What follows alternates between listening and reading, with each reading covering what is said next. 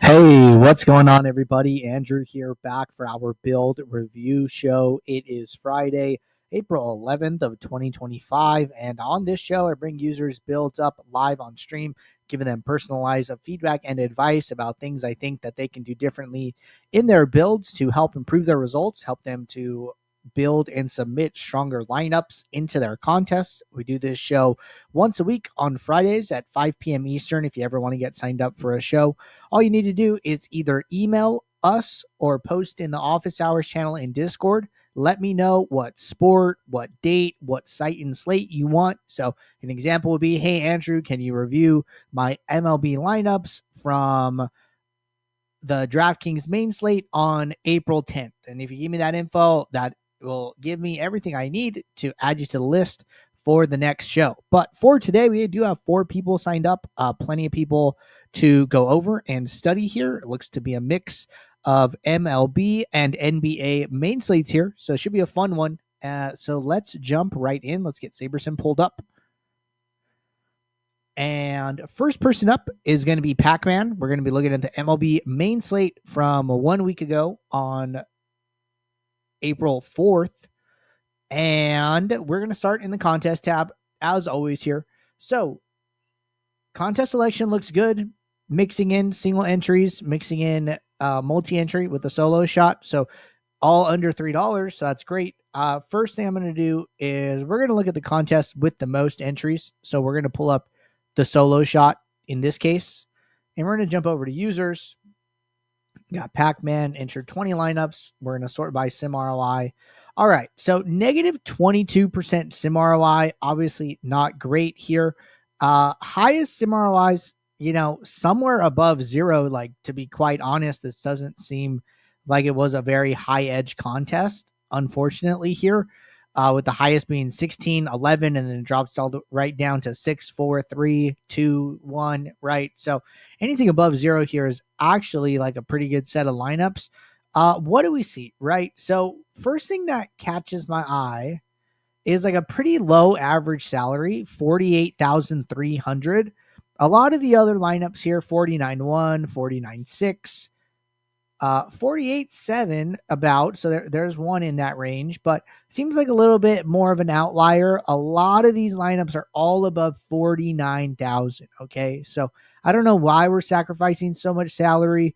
But we were, right? So that's the first thing there. The salary is always going to be correlated to projection, right? So the lower salary kind of leads to the lower sim average score that we see here. So 87.6 sim average score. A lot of these other sets are like 89 to 93 in that kind of range. So good and bad things here, right? The good thing is that we kind of have a pretty clear idea about what we can do differently to help improve our results. Okay, this was a 7-game slate here. So tells us like, hey, even on a 7-game slate, we don't need to get too weird with salary. We can still play higher salary lineups and still do pretty good. Okay, so that's a big thing there.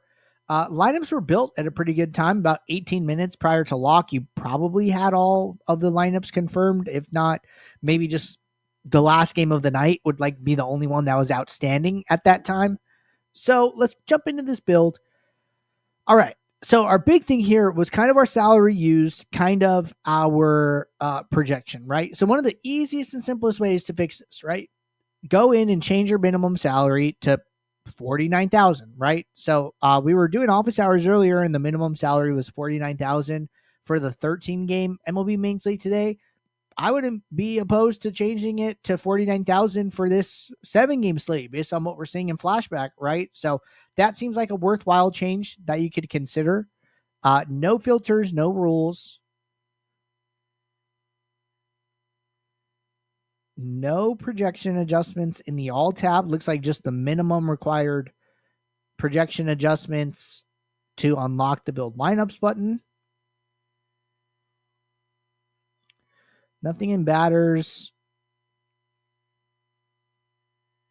Nothing really in pitchers either.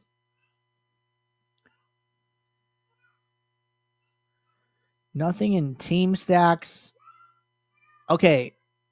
So here's one thing, right? Only limiting their builds to 4 fours or higher. So only 4 stacks allowed here. 5-3, 5-2, 5-1-1-1, and then 4 fours, right? Not well, at least in this one, right? They do have some entry exposure. I think it's fine to like only play 4 stacks or greater. I don't think you're hurting yourself by doing that. Correlation's already at 9. So if you just want to say, hey, I only want to play 4 stacks or bigger, that's fine, right? So nothing to be like super concerned about there. We go to autofill, which is what it looks like they used. So they use Saber Score here. Quick thing with this, right? So you don't need to set it in all of these columns, okay? So this column is going to be a reflection of the Saber Score up here. Now, the only time you would want to do this, right, is if the contests have different entries. So I'm gonna assume that's why you did that, but I just want to let everyone know that. So one of the best things that you can do, right click on the column headers, go to edit columns. You can bring in contest size as a column here for simple reference, right? So what I would probably do is just set this to Saber Score large slate 1K to 10K as my default. That is going to capture the first 2. And then for this last one, then I would just go and change it to 100 to 1K. So this last one gets a separate Saber Score. These other 2 get the bigger Saber Scores. And then also I noticed you're using unique rank, right? So what unique rank does, it makes sure that any lineup that you use in a contest doesn't get used again, right? When you're doing that, I would make sure to sort your contest by prize pool before filling them, okay? And the reason for that is, prize pool is typically correlated to highest first place prize. And so you want to make sure that your best lineups are going into your, lineups, your lineups are going into the contest where they can win the most money. And you want the best lineups in those. And then, other lineups in the other contests, right? So I noticed you weren't sorting by prize pool here, but these are the big changes I would make is the salary adjustment, the prize pool adjustment. Another thing you can consider here is that if you want to focus on the salary, on the projection thing, right? You could come in here and you could just get rid of some of the lowest projected lineups. So say, hey, show lineups with projection greater than X, right? And then basically what I would do is just like make up a number, right? We say 85. Okay, well then when I do 85, how many lineups go in the trash? Here, 131 lineups went in the trash. Okay, I generally recommend trying to get between like 10 to 20% of your lineups in the trash, which would be in this case 50 to 100. So when we drop this to 83, that moves 77 additional lineups into the trash. This is also something you could experiment with, right? So 3 big changes: salary adjustment, projection filter, and then just the ordering of your contests when you are in autofill. I think that if you simply just try those things right off the bat, that they might help you tremendously. So give those a shot. Let me know how they go. We got an unable to meet exposure message, but I didn't see any exposures set. So I'm a little confused. So I want to check this.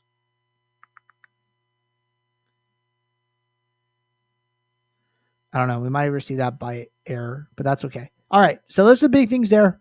Try those out. Let me know how they go. Sometimes less is more. So start off with those few adjustments, and then we can always circle back and see how your lineups are grading out. But I would do that, and then I would go and look at your lineups the next day in flashback, see how you're doing, and then just kind of continue to iterate on your process from there. So those would be the big things. All right. Good stuff there. And then quick one here from Michael. I get hit with cannot meet exposures message a lot. Easiest thing to do is just set all of them and then use rebuild lineups, okay? So I would do that a lot, or that's what I would recommend anytime you run into that. Click keep editing, and then just make all the adjustments you want, and then generate your next build. And when you do that, SaberSim is going to take those inputs into account up front, and then you won't need to it should meet all of them, barring any rule restrictions, filters, minimax salary, things like that. Okay. So dropping min salary is like another thing you could consider if you're having trouble meeting exposures. Sometimes, there might be some salary combinational thing that you don't even realize is happening. And that could be another thing causing it not to meet. All right. Good little sidebar there. We're going to move on to our next person here, which is going to be Valentino. We're going to be looking at the April 6th NBA main slate. So let's get this up on the screen. And we're going to jump over to the contest tab. Michael said, great show. Thanks. All right, cool. So we're going to the contest tab. First thing always, right? Contest selection looks really good. See at least one single entry, all low stakes contests, entering less than the maximum where it makes sense, trying to be bankroll conscious, right? I like this approach. Starting from the smallest stuff, dime times, 50 cent, $1, $2, all this looks really good, right? Very, very happy with that. Let's go to the Minimax. This is just where they have the most entries, so it's always a good place to spend our time analyzing. Okay, we go over to lineups, users, Valentino. So whenever I do this and you enter less than the max, I like to change this entries filter to greater than or equal to the number of entries that you input. Okay, so here, 37% sim ROI. That is a good number. Okay, first and foremost, that is a good number. Highest sim ROIs, this is like, I would say like 40%, right? And the fact that they're at like 37 is really good, right? Okay, so it looks like they actually, their actual ROI is actually really close to their sim ROI, which you don't always see, right? So that's good there. What do we see? So we see 49,460 average salary. This is actually like a slightly low, kind of interesting, right? We see like 49.8, 49.6, 49.7, 49.7, 49.9, 49.8. Most of these are even higher than Valentino's. Notice though the difference, right? Valentino has 0 average dupes. A lot of these other sets, 2 average dupes, 1 average dupe. So seems like he's getting off of like some of these higher duped sets, and it's probably because his salary is a little bit lower. His sim average score is a little lower. There's always a balance. You can play lower sim average score lineups if your lineups are more unique. If you're going to play higher sim average score lineups and your lineups are, or if you're going to play, more duplicated lineups, you got to make sure your sim average score is higher, right? So we definitely see a balance here between lots of players. Like some of the players have a 305 sim average score, but 2 dupes, right? Some of them have a 298 sim average score with 1 dupe. And then Valentino, like right on the cusp of like 296 with 0 dupes. So this is a fine approach. No problems with that. Okay, lineups were built 6 minutes prior to lock. That's great. I don't know what happened here exactly, but they opened like 6 different swap builds and then ended up using swap 2. I don't know why there's so many swap 1 builds. Maybe they were running into some issues there. I'm not 100% sure, but we're going to spend our time looking at the pre-slate build just to see what their kind of process and approach was leading up to lock. So it's like where we most likely spend most of our time. All right, so 48K minimum salary. Based on everything that we saw, you could bump this up to 49,000. You could bump it up to 49.5 and try that out if you wanted to, right? Just because it's lower doesn't mean you're going to get to those. But a lot of those sets that we saw, right? 49.8, 49.7, 49.6. So if you're like, hey, I want to bump this up to 49.5, like I wouldn't be opposed to that. So you could mess around min salary if you want. We got a filter here, show filter with players greater than 20. I'm not sure if you recreate this filter every day, but if you wanted to, you could just create it once and then rename it. Say, my projection greater than 20. I would just do something like this, like my proj greater than 20, and then set it up. And then when you name it, it's always going to be here, right? So all these say filter 1 because you never renamed them, and then you have to redo it every day. The filter will be off on future days, but you just come in here and you check it, you know what it is, and you don't have to spend time redoing it every single time. Just quality of life thing I'd recommend there. 1 group rule, I think it's okay. with these, I'm interested to see if we go over to KPJ.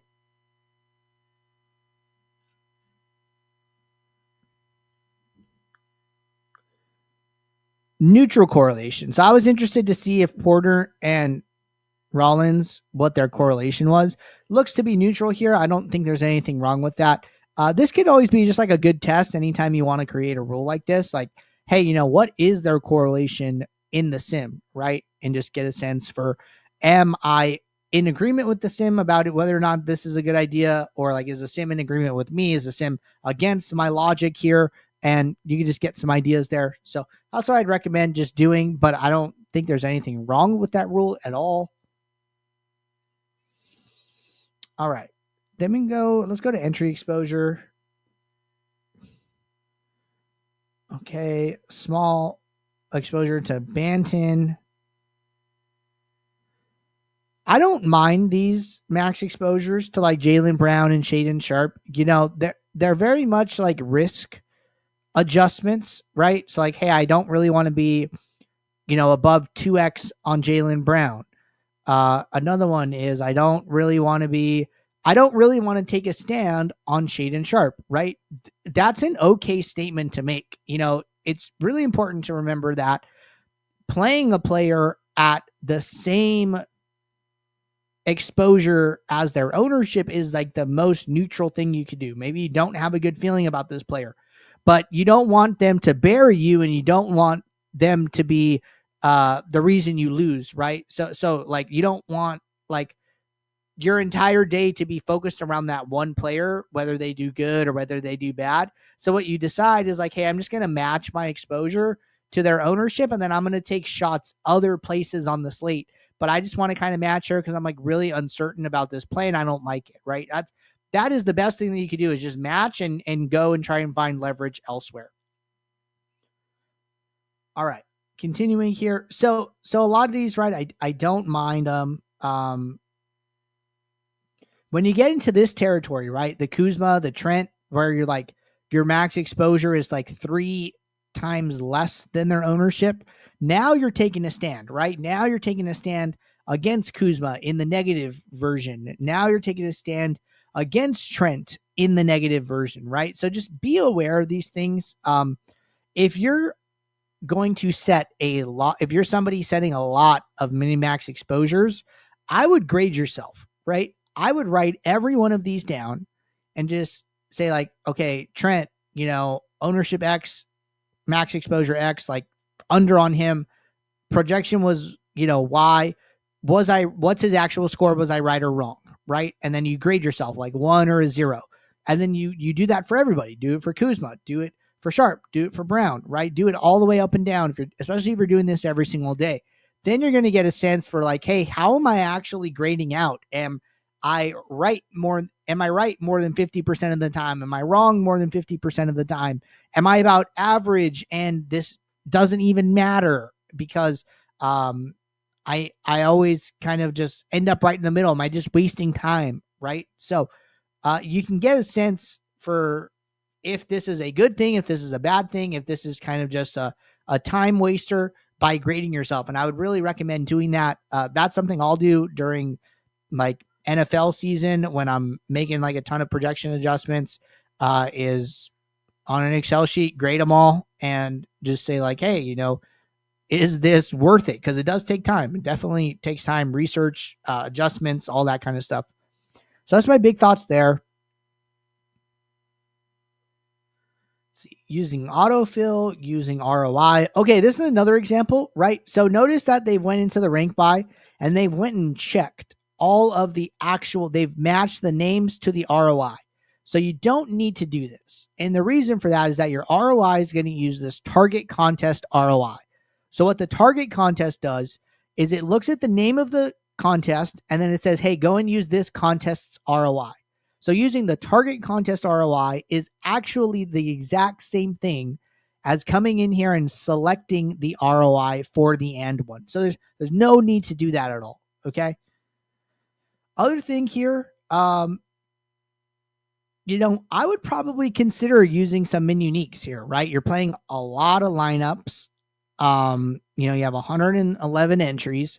I would consider trying and getting some diversification, right? So what you can do here is you can go to autofill, you can save your lineups, and then after saving, you come back to the projection table. And I would, if you're going to bring over exposure, I would definitely bring over leverage as well. And this will just tell you how big of a stand you're taking on some players, right? So it's like, okay, hey, I'm taking some pretty big stands here on like Niang and, Banton. Maybe I don't want to do that much. Then I could just come in. You could change the uniques all at once with the gear icon. Maybe I want to bump this up to 4. Okay, then I resave. And it's resaving right now. Okay, cool. And then I go and I look at my new exposures, and then notice, my leverages end up being different, right? Okay, well, maybe this is still too much. Maybe I go to 5 and then I resave, right? And then the leverages are going to update again. So this, method of like, look at your exposures, change your uniques, save, relook at your exposures, change your uniques, save is something you can do over and over and over again. And then, maybe you end up using a couple of minimax exposures. Like that's fine too. But, this is what I would recommend a good like autofill verification process looks like, checking your own work and making sure you're comfortable with everything that you're seeing. If you're fine with that much leverage, then that's okay. I probably wouldn't be. It seemed a little too aggressive for me. I would probably be looking at my ownership too, like bringing over my ownership. It's like, okay, what's my ownership? What's my exposure? What's my leverage? And then just kind of like doing some iterative process like that. So that's my opinion on it. You don't have to do that, but it's something that I would consider. Now, other than that, I think that's about it. Those are the big things, right? So grading yourself on your adjustments, these are just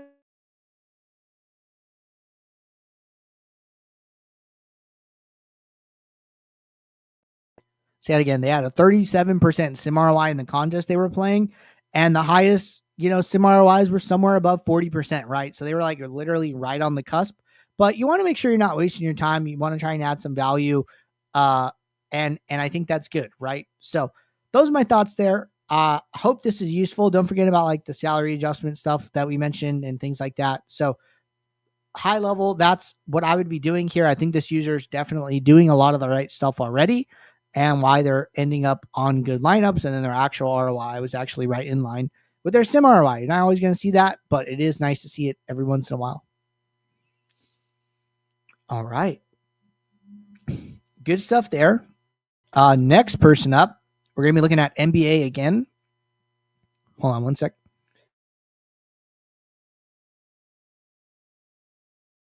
All right, just had to sneeze real quick. All right, so we're going to get next person up. Next person up is going to be Roman, and we're going to be looking at so this was the 4-6. We're going to be looking at 4-7 NBA main slate. But this time we're going to be looking on FanDuel. So a couple things this has come up a little bit recently.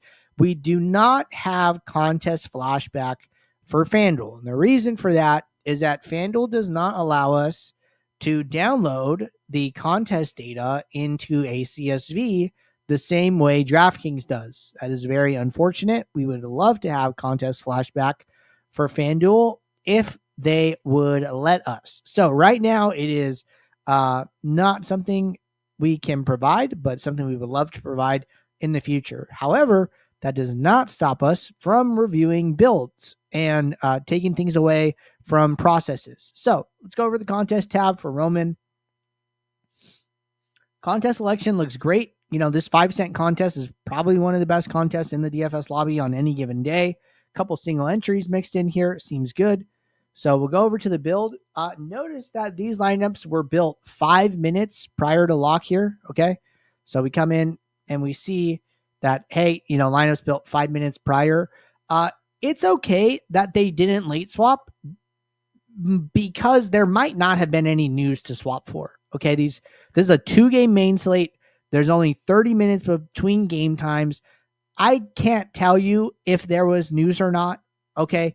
But the thing you want to be aware of, the thing that's important is always remember what I would recommend doing is just keeping either a tab on your browser or keeping Discord accessible.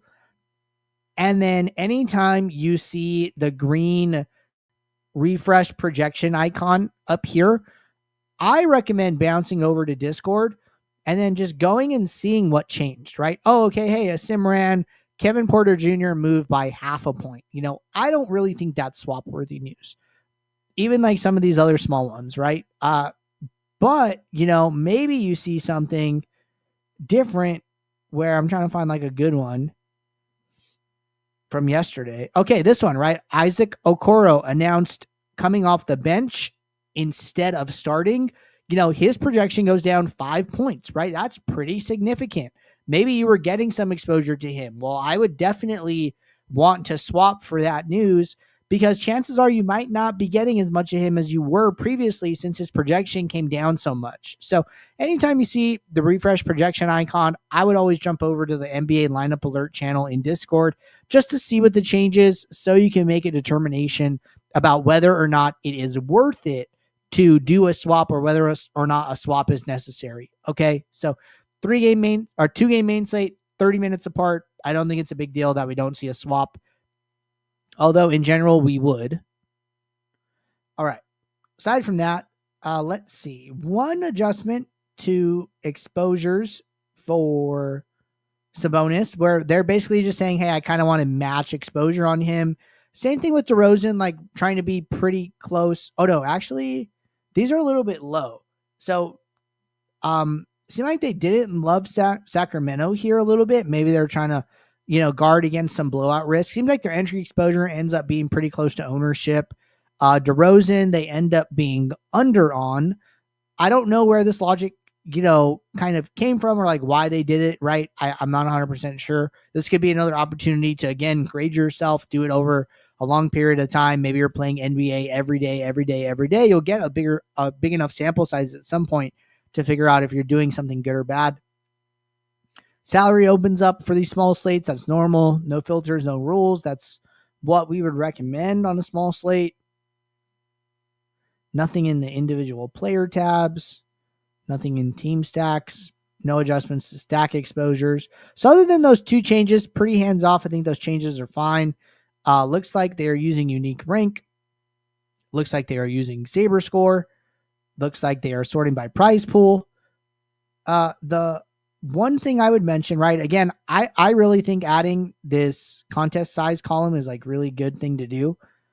Just make sure that these are all correct, right? So like the Saber score, these are actually 3 different Saber scores, right? And in this case, you're using the top contests Saber score, right? So the 10K to 50K definitely works for the piggy bank, but you'd probably want to go change it for the small slate, and then you'd probably want to go change it for the dribbler too. So I would make some manual updates to those just based on this sizing here.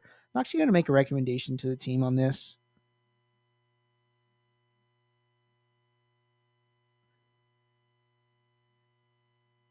Just making a note for myself. All right, cool. So I think that's really good. Using unique rank, sorting by prize pool, again, good. So a lot of things here I'm pretty happy with. I think that they're doing a lot of good things. Of course, we can't look at their lineups compared to other users, but I think their process, one, is lean, right? They got this done in 5 minutes, so they can update for news very, very quickly, which is super important.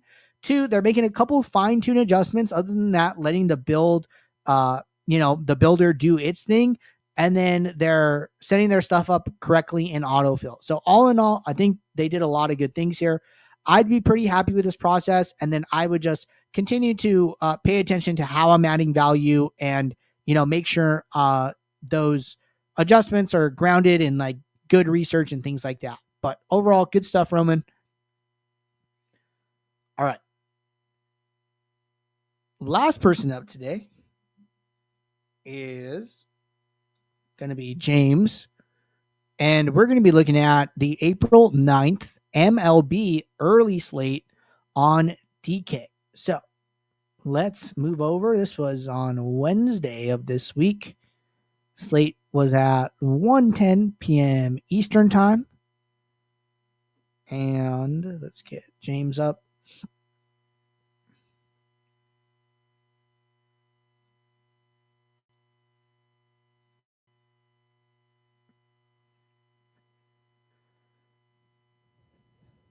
All right, just getting this loaded. We'll get it up on the screen in a second.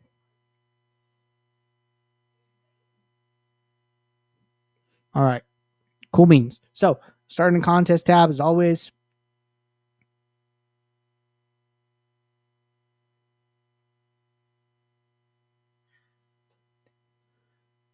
All right, contest selection, very good, right? All low stakes, all under $3. We see some single entries. We see some 3 maxes. We see less than the max number of entries in a couple of contests, which is great, right? So, really like the contest selection here. We will look at...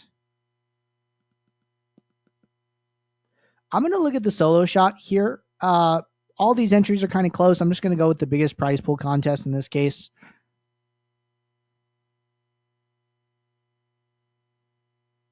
And we're going to jump over to lineups. I would go to users. All right. Greater than or equal to 20. Sort by sim ROI. All right. So 10% sim ROI. I would say that the highest sim ROI lineups in this contest are somewhere above 5%. So they are 1, 2, 3, 4, 5, 6, 7, 8, 9, 10th on the list here. So this is a good set of lineups. Okay. I know the actual ROI isn't great here, but I do think that overall these are good lineups. Now, what do we see, right? 49.3 average salary, pretty in line with a lot of the other sets. Again, over 49,000. I think this is a little bit of a trend we're seeing on like some of these medium-sized slates, like 5 to 10 games. A lot of the salaries are like over 49,000 for the best lineup sets. 96 sim average score, right in line with all these other ones. We see 94 to like 99. With projection, there's usually like a range, right? You don't have to be the highest. You don't have to be the lowest. But you do want to have like a projection floor, right? Seems that 96 is right in the middle there. So that's great. Don't think we're going to learn a lot more here. Lineups were built 20 minutes prior to log, probably after all lineups were released. A couple swaps in between, which is totally cool. One note, right, is that you can use the same swap build the entire night. So say you open up swap 1. Well, then say you're going to go in and you're going to do another swap, right? So all you need to do is when you're in swap 1 and new games lock, go and click the refresh projections icon. This will update the time and lock any players whose games have now started. And then you could use the rebuild swaps button. So this allows you to not have to, open up a new build and carry over stuff and possibly mess something up. So you just stay in the same swap build the entire day. Okay. So just wanted to call that out there. Nice, good thing to do. All right. So let's go over this build 1.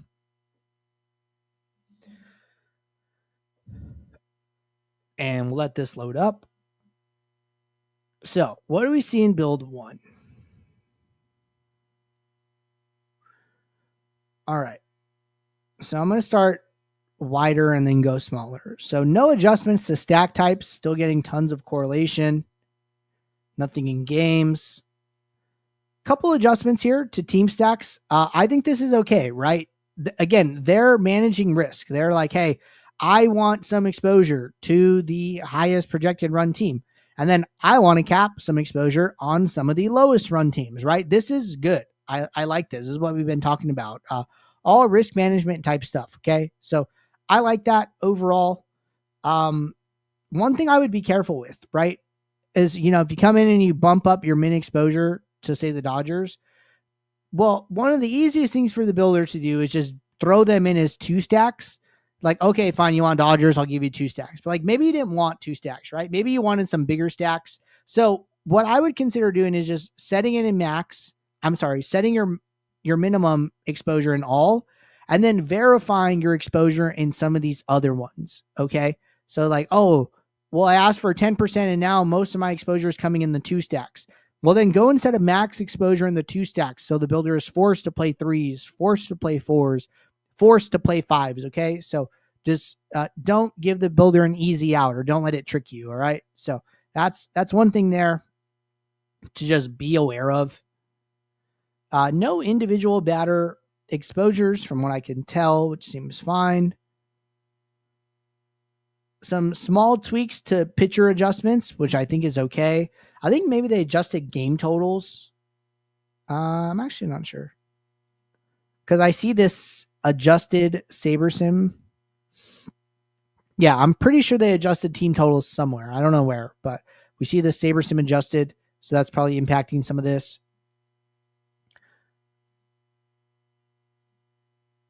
Notice that they X'd Texas and Chicago. I'm like almost positive this game had postponement risk. Okay, there is a new column in here in case you guys aren't aware of it. Maybe it hasn't been talked about enough. This postpone chance percent. So what you do is you come in here and say, hey, I think there is an X% chance that this game is going to get postponed. Okay. This will take it into account when building lineups. This will take it into account when contest simming lineups. And we will basically give you an idea of like, okay, if this game gets rained out 50% of the time, it's going to affect your exposures like this. It's going to affect your exposures like that. It's going to affect the contest sim this way, that way, right? So this is kind of a new cool column that we've added. Maybe I haven't talked about it enough, but consider using this instead of fully Xing them unless you're like super sure that the game isn't going to play. So I don't actually know if this game played or not. Looks like it did play, right? So that's interesting there. But that's something you could do just so you guys are aware. All right. Jumping over to lineups, unique rank. I don't know if they use direct fill or not. Always just be aware if you're using direct fill and you have all of the contests selected, it is going to use the average ROI for lineups across all of these contests. Okay.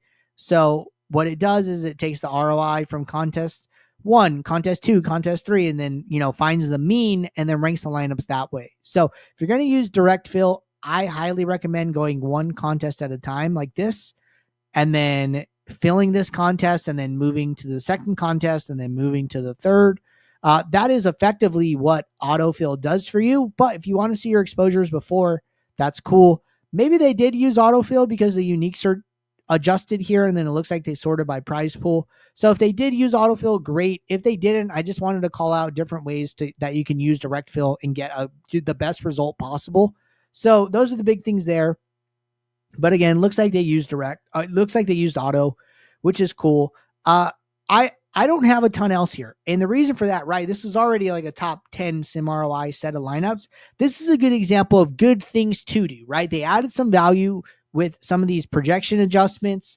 They managed their risk in the team stacks, and they got on good sim ROI lineups because of it, right? So I think that they did a lot of good things here. I would continue to do this, and I think that you will get rewarded for it if you continue to submit strong lineups. So good stuff here, and keep doing what you're doing. But before we go, Mr. Smith said he got 2 good cash plays on FanDuel NBA showing up today. I would go and I would look at the value column. Value is always going to be the best way to look at some of the best plays on the slate. It's usually guys getting opportunities where they normally wouldn't, or where their salary doesn't reflect the amount of time they're going to play.